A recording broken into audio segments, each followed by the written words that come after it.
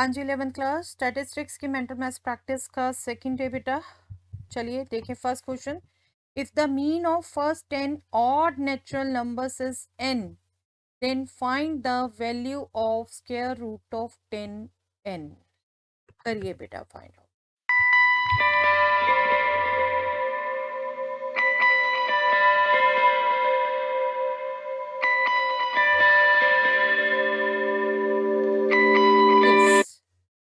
I am sure बेटा अगर आप mean of first n natural numbers का रिजल्ट जानते हो, mean of first n odd natural number is n itself, is n itself।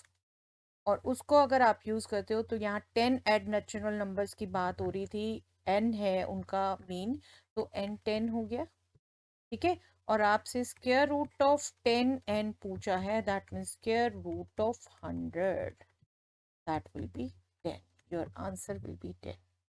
ठीक है, आपको एक बार बता देती हूँ first n odd natural numbers का मीन एन कैसे आएगा।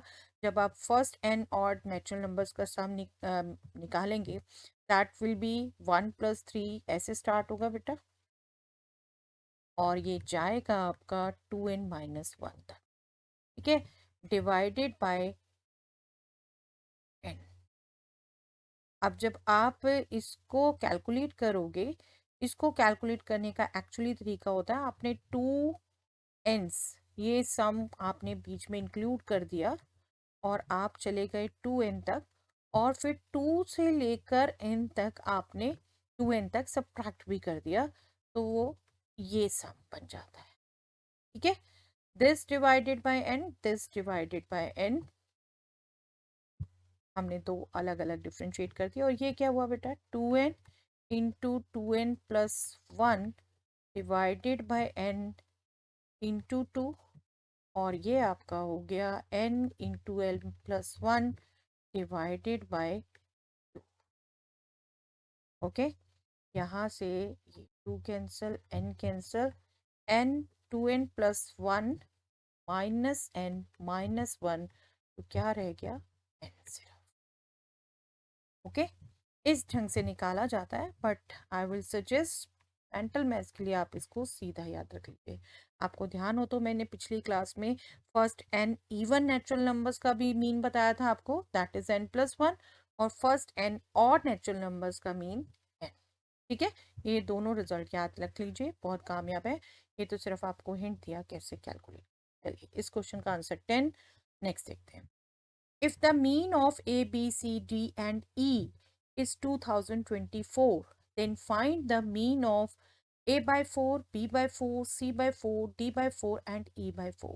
मतलब हर एंट्री को जब 4 से डिवाइड किया जा रहा है तो मीन में क्या इफेक्ट होता है, बताइए बेटा, करिए कैलकुलेट।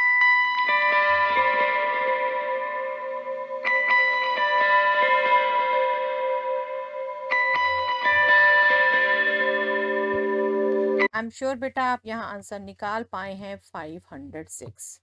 जब हर एंट्री किसी एक नंबर से डिवाइड होती है तो मीन भी उसी नंबर से डिवाइड होता है।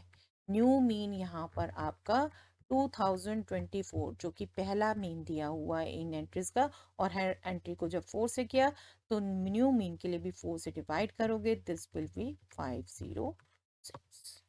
ओके, ये रिजल्ट्स याद होने चाहिए बस आप। चलिए नेक्स्ट क्वेश्चन।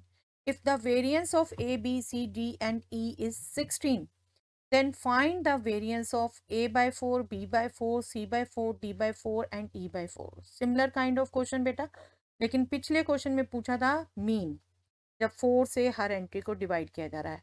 अब 4 से हर एंट्री को डिवाइड किया जा रहा है और अब आपसे पूछा है वेरिएंस। याद करिए क्या रिजल्ट यूज होगा और बताइए।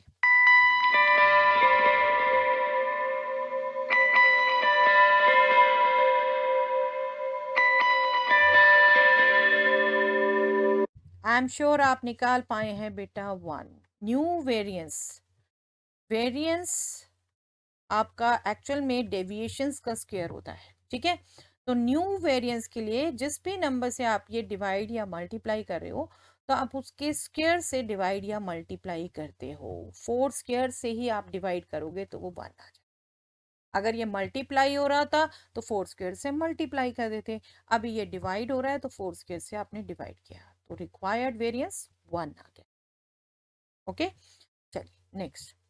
If the variance of a b c d and e, sorry, up to f is 25, then find the standard deviation of 3a, 3b, 3c, 3d and 3e.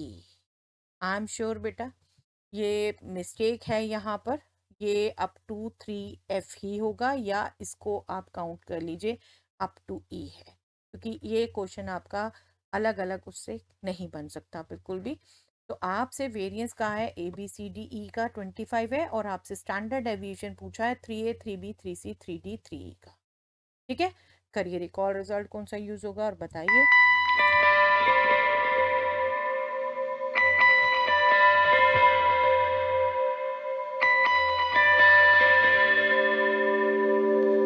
देखिए अगर अभी जो सिचुएशन दी है, वेरिएंस 25 दे रखा है, आप स्टैंडर्ड डेविएशन निकालोगे तो वेरिएंस का स्क्वायर रूट, दैट मीन्स 25 का स्क्वायर रूट 5 कैलकुलेट करोगे।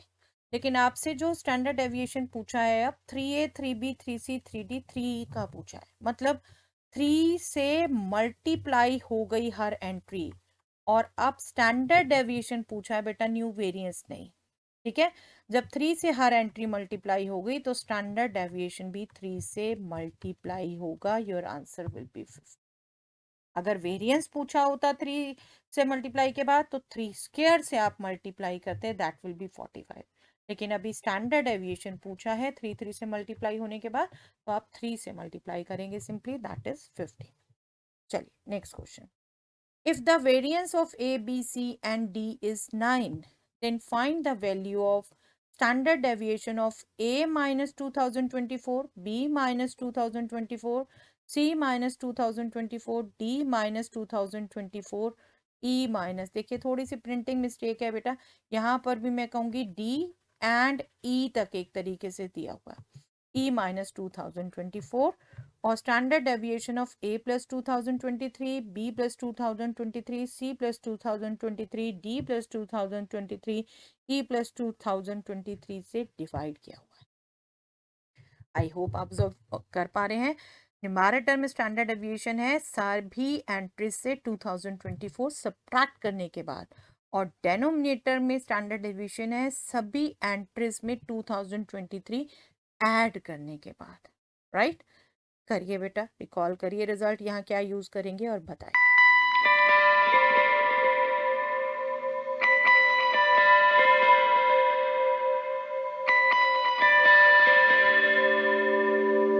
आई एम श्योर बेटा आप निकाल पाए हैं, कैलकुलेट कर पाए हैं 1। कैसे? वेरिएंस आपको दे रखा है 9, स्टैंडर्ड डेविएशन आप निकालेंगे तो square root of 9, that means 3।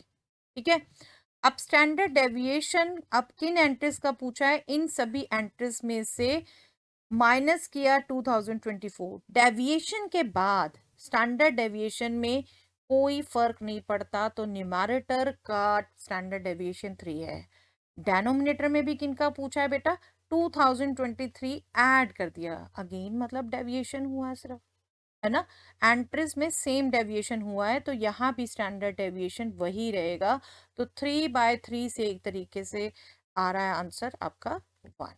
3 ही 3 से डिवाइड हो रहा है, ये वैल्यू भी आपकी 3 और ये वैल्यू भी 3, 1। डेविएशन के बाद स्टैंडर्ड डेविएशन में या वेरिएंस में चेंज नहीं होता है, ये ध्यान रखेंगे। ठीक है, मल्टीप्लाई से होता है, डिवाइड से होता है, डेविएशन ऐड सब्ट्रैक्ट करने से नहीं होता। ठीक है, चलिए आज के लिए इतना ही।